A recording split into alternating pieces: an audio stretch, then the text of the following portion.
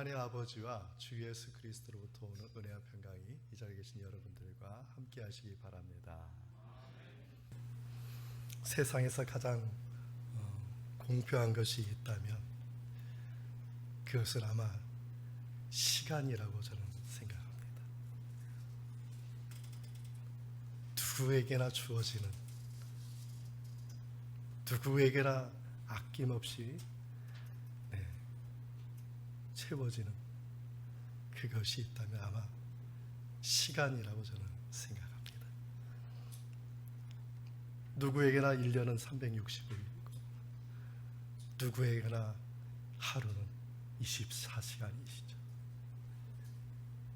그런데 중요한 것은 그 주어진 그 시간을 어떻게 활용하느냐가, 이것이 가장 중요한 것이죠. 예로부터 시간 관리에 있어서 기본적인 원칙이 있는데 루즈벨트의 4분면이라는 것입니다.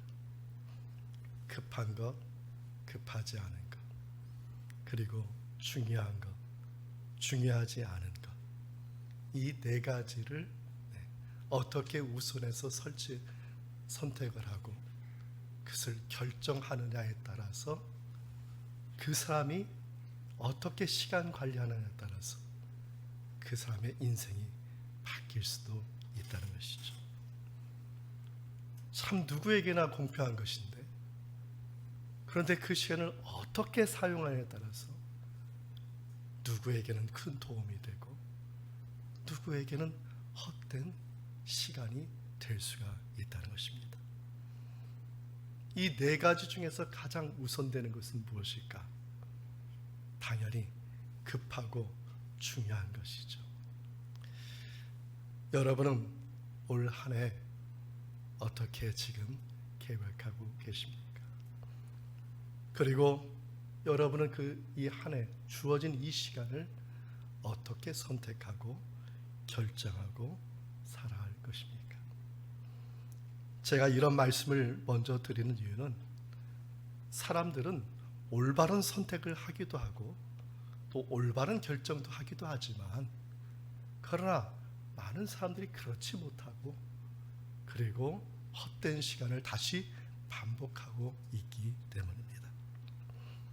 그래서 자신의 신앙도 무너지고 또 심지어는 자신이 섬기는 공동체도 부러지는 그러한 일이 벌어지는 것이죠. 제가 어느 딴 나라 얘기를 하는 것이 아니라 바로 요한복음을 받은 그 초대교회 성도들이 그랬다는 것입니다.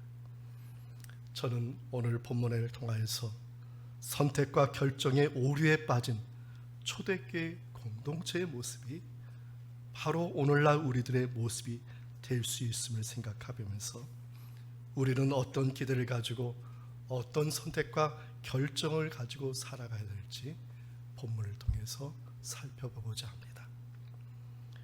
요한복음을 받을 당시에 초대교회 성도들의 영적인 상태는 어땠느냐? 요한복음 말합니다. 어둠의 상태였다고 말하고 있습니다.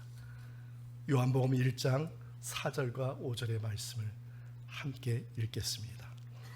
그 안에 생명이 있었으니 이 생명은 사람들의 빛이라. 빛이 어둠에 비치되 어둠이 깨닫지 못하더라. 어둠이 비쳤다. 어둠이 깨닫지 못했다. 이것은 요한복음을 받은 그 초대교회 성도들의 모습이었고, 그리고 이 세상의 모습이 그랬다는 것입니다. 요한복음을 읽다 보면은 상당히 철학적이다, 형이상학적이다 이렇게 말씀하시는 분들이 있습니다. 그러나 실은 그렇지가 않습니다. 그 당시 사람들이 가장 이해하기 쉽게 사도 요한은 요한복음을 전하고 있기 때문입니다.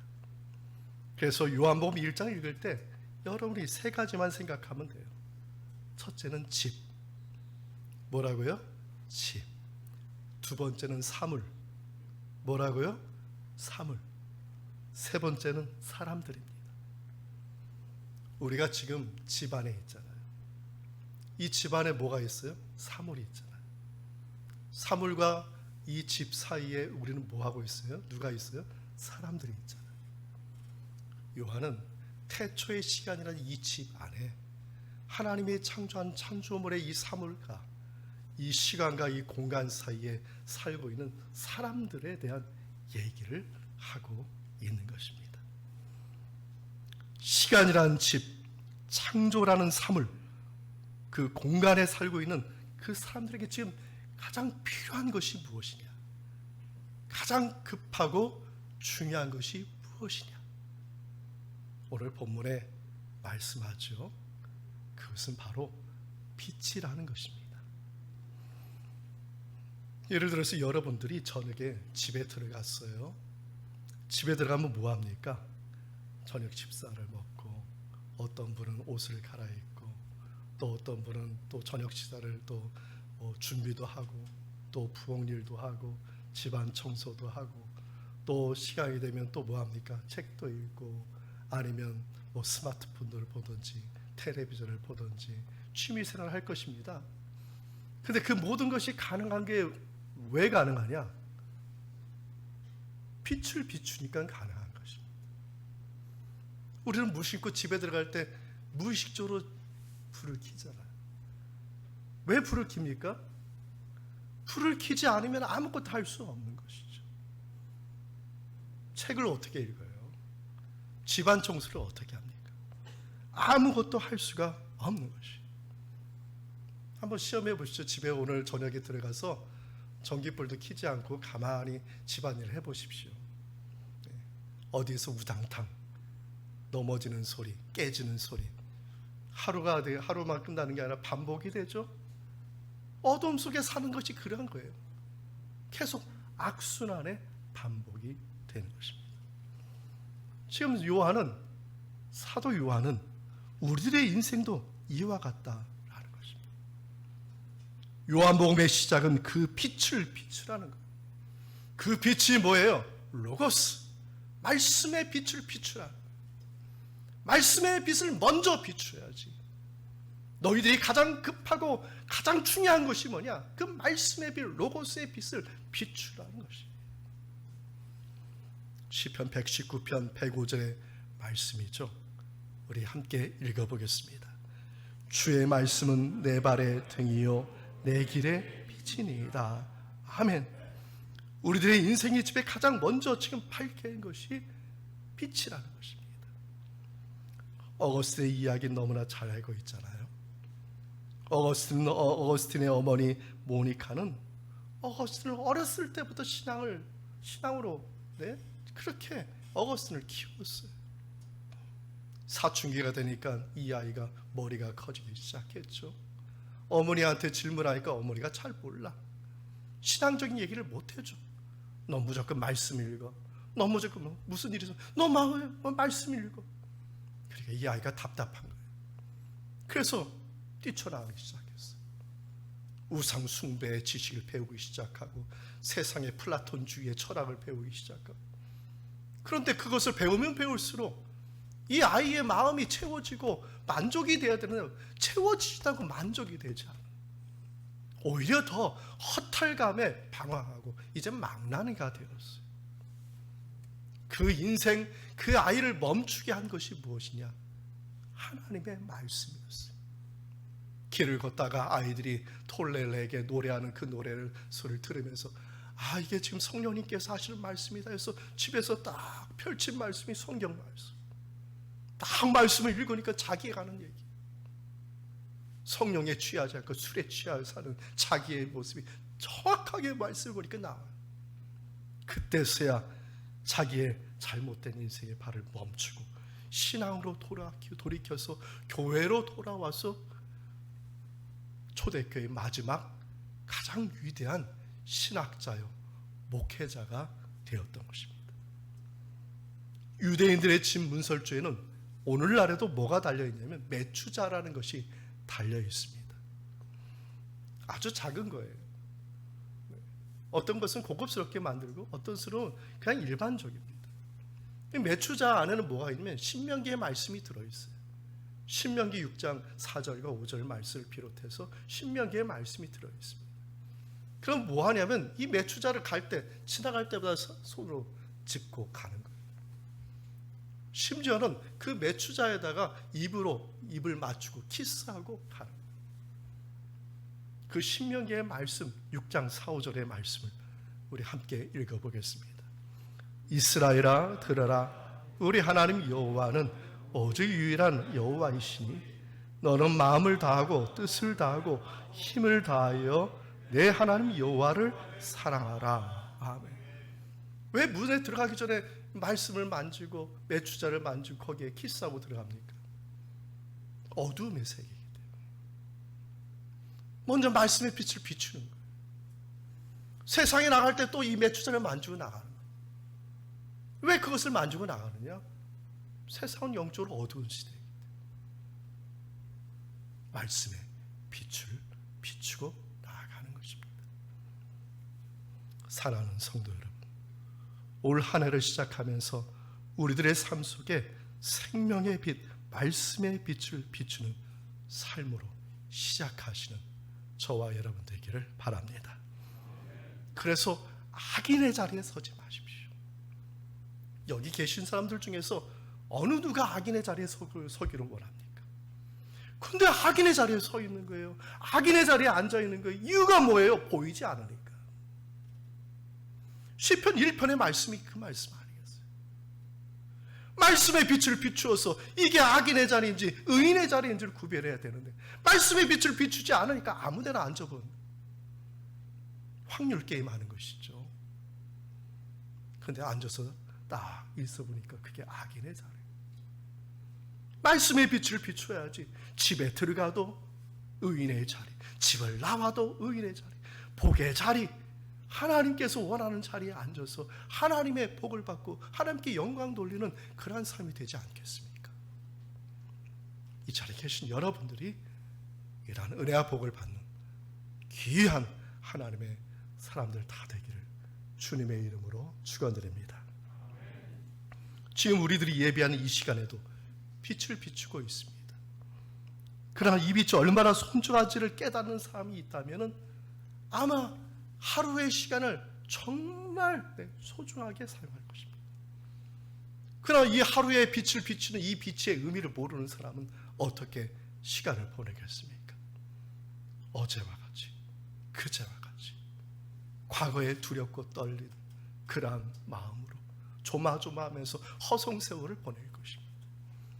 오늘 본문에 그 말씀을 하는 것입니다. 너희들이 받는 그 빛이 뭔 줄 아냐는 것이죠. 너희들이 이렇게까지 살 수 있었던 이유가 뭔지 아냐는 것입니다. 은총의 빛이 뭔지 아냐는 거예요. 사람들이 세례요한을 이렇게 쫓아왔어요. 세례요한이 빛인 줄 알고 찾았는데 아니야, 나는 아니야. 나는 그냥 태양빛을 비추는 그냥 달빛에 불과해. 나는 그 빛을 반사하는 것만 해. 그럼 너희들이 그 태양빛이 뭔지 아니냐는 거예요. 참된 빛이 누군지 아냐는 것이죠. 그래서 말씀한 것이 요한복음 1장 29절의 말씀. 우리 말씀을 함께 읽어보겠습니다. 이튿날 요한이 예수께서 자기에게 나오심을 보고 이르되 보라, 세상 죄를 지고 가는 하나님의 어린 양. 너희들이 받는 은총이 뭔지 알아? 세상 죄를 지고 가는 하나님의 어린 양 예수의 그 은총으로 너희들이 지금 살고 있는 거야. 너희들이 호흡하는 거 왜 호흡하는 줄 알아?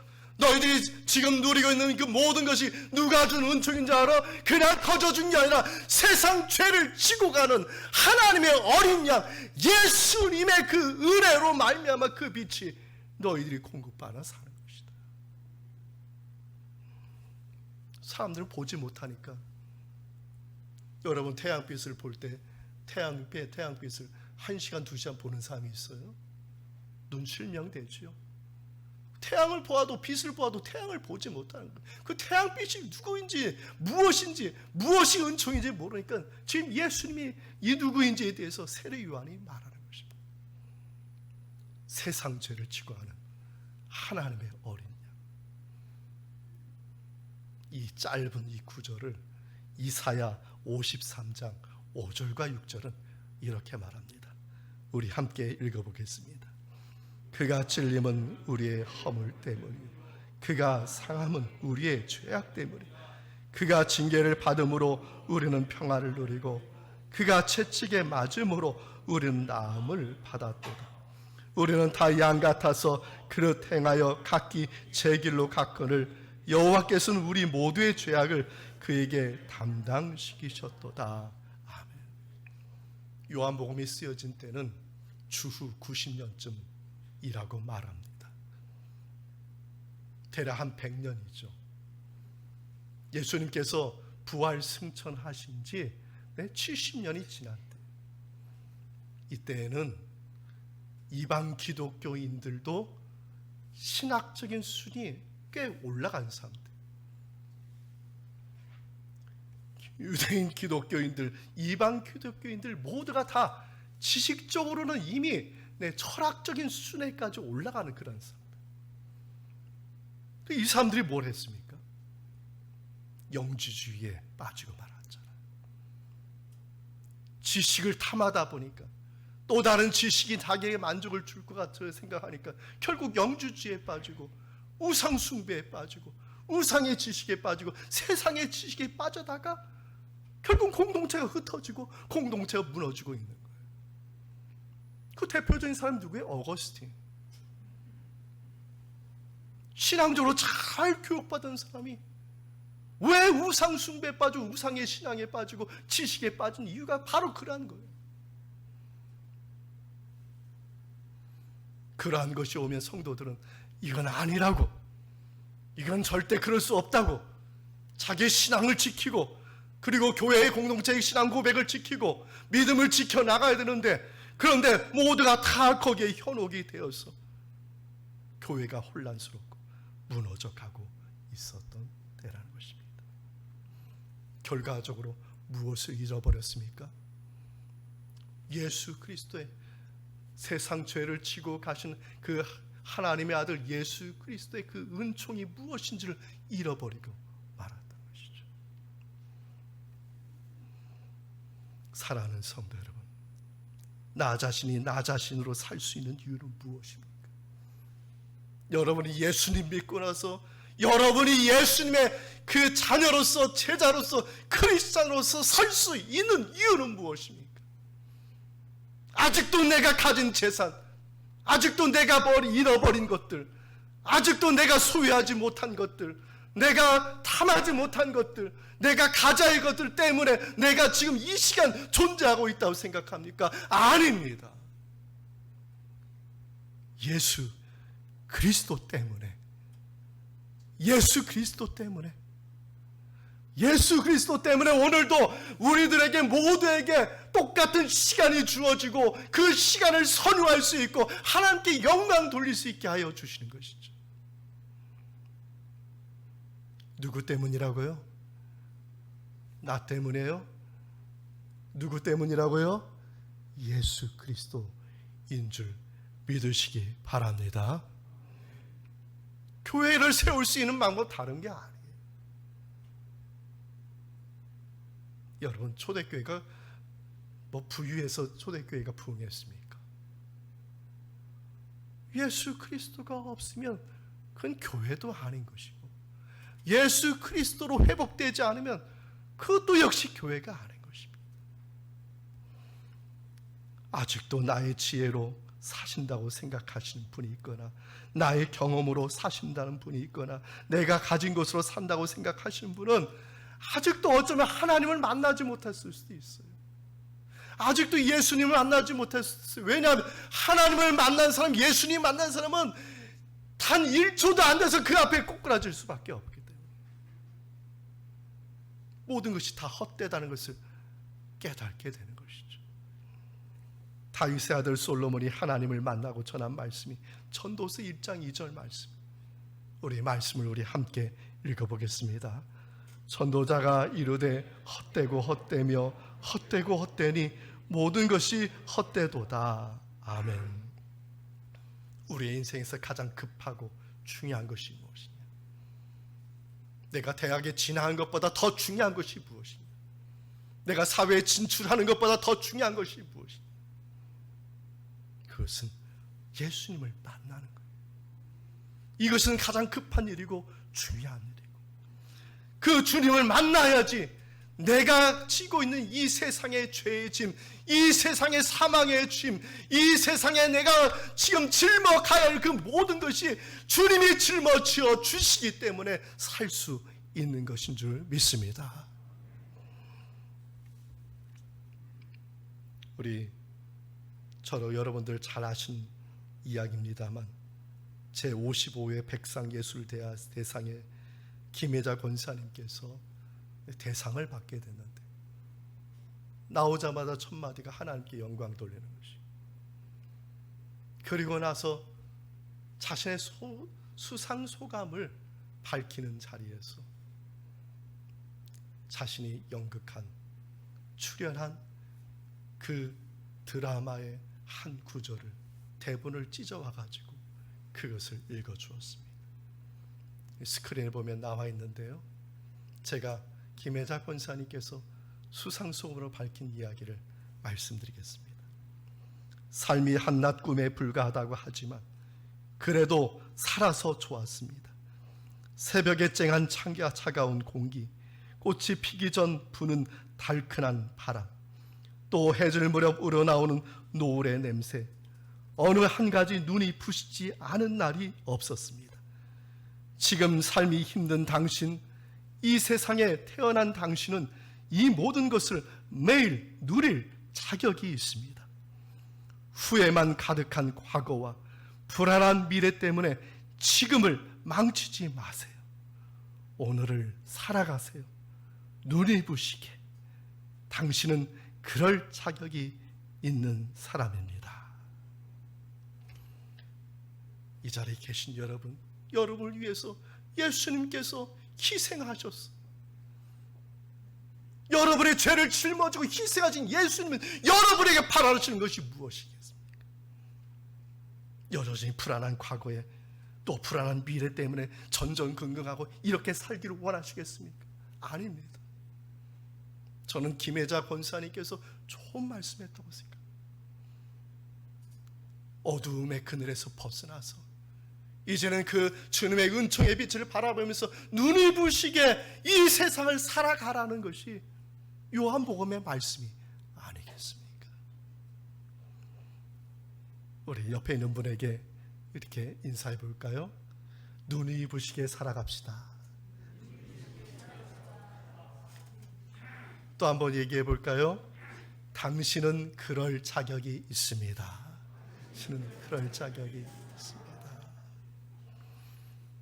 세상 죄를 지고 가는 하나님의 어린 양을 보라는 세례 요한의 외침은 바로 어둠 속에 갇혀 사는 초대교회 성도들과 우리들에게 이 세상을 살아갈 이유를 말해주고 있는 것입니다. 사랑하는 성도 여러분, 어두움의 그늘에서 벗어나세요. 후회만 가득한 과거와 불안한 미래 때문에 지금을 망치지 마세요. 매일의 삶을 눈이 부시게 살아가세요. 예수님이 우리들에게 바라시는 삶의 의미를 회복하는 우리 모두가 되기를 주님의 이름으로 축원드립니다. 눈이 부시게 사는 것 가능할까? 가능합니다. 왜 그렇습니까? 믿음이 있기 때문입니다. 믿는 자에게 능히 하지 못할 일 없느니라고 말씀하신 주님의 말씀이 우리들에게 임할 줄 믿습니다. 그래서 주님이 말씀하세요. 뭐라고 말씀하시냐? 와서 보라는 거예요. 본문의 39절의 말씀 우리 함께 읽겠습니다. 예수께서 이르시되 와서 보라. 그러므로 그들이 가서 계신 데를 보고 그날 함께 거하니 때가 10시쯤 되었더라. 아멘. 세례 요한의 제자들이 예수님께 붙었어요. 예수님께서 그 제자들을 보시면서 다른 말 하지 않았습니다.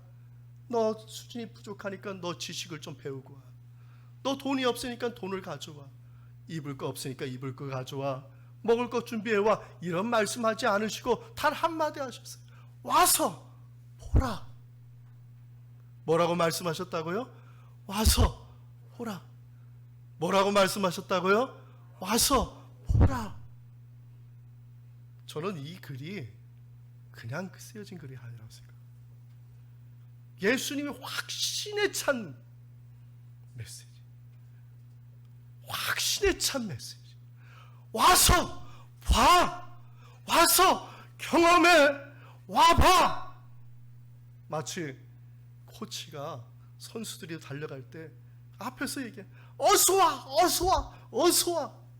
감독이 소리치는 그 음성과 똑같은 저는 톤이라고 생각해요. 여러분, 감독이 선수들을 데리고 이끌어 갈 때 뭐라고 얘기합니까? 앞에서 확신 가지고 얘기하잖아요. 해봐. 이거 그러면 분명히 우승할 수 있어. 해봐. 이거 할 수 있으면 넌 분명히 금메달 딸 수 있어. 네? 확신을 가지고 감독이 소리 지르지 않습니까? 억만장자가 있어요. 어떤 한 사람을 위해서 잔치를 준비하고 그의 인생을 책임질 것을 다 준비했어요. 억만장자가 뭐가 부족해요? 근데 그 한 사람을 위해서 다 준비했어요. 그리고 그 사람한테 가서 얘기합니다. 뭐라고 얘기합니까? 와봐, 와봐, 와봐. 다 준비되어 있어. 와봐. 저는 올 2023년 이 한 해 여러분의 그 시간 속에서 여러분을 초청하는 메시지라고 저는 생각합니다. 할렐루야. 여러분이 가는 그 모든 것에 우리 주님이 분명히 말씀하실 거예요. 와서 봐. 와봐. 따라와 봐. 계속해 봐. 주님이 확신을 갖고 얘기하는 것이죠. 요한복음은 얘기합니다. 그분이 누구냐? 태초부터 계신 분이시다. 그분이 누구냐? 세상을 창조하신 분이시다. 그분이 누구냐? 생명의 빛이 되신 분이시다. 그분이 누구냐? 너를 위해서 다 준비하시고 세상 죄를 지고 가신 어린 양 예수 그리스도. 사랑하는 성도 여러분, 올 한 해 또한 여러분의 삶 속에 이 예수님께서 나타나셔서 여러분을 초청할 줄 믿습니다. 와서 보라, 와서 보라, 와서 경험하라. 이렇게 말씀하실 때 주저하지 마시고 가장 급하고 가장 중요한 게 뭐냐? 그분을 만나는 거예요. 그분의 음성을 듣고 따라하는 거예요. 그분을 따라가다 보면 여러분의 인생이 바뀌고 여러분의 인생이 의인의 자리, 복의 자리로 가게 될 줄 믿습니다. 이러한 믿음이 올 한 해 우리 열림국교회 모든 성도들에게 함께하기를 주님의 이름으로 축원드립니다. 아멘. 이 말씀의 은총이 예수 그리스도 안에서 여러분의 마음과 생각을 지키시기 원합니다. 아멘.